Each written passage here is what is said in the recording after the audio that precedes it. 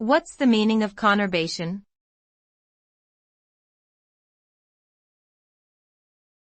Conurbation.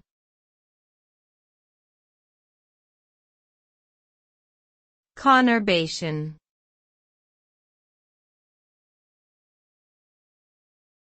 Conurbation.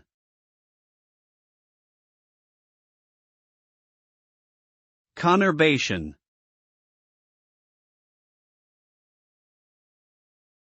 A conurbation is a region consisting of multiple cities and their surrounding areas that have grown to become one continuous urban area.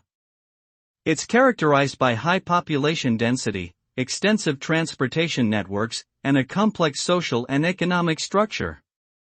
Conurbations often arise due to urbanization and the growth of metropolitan areas, where cities expand to merge with neighboring towns and suburbs.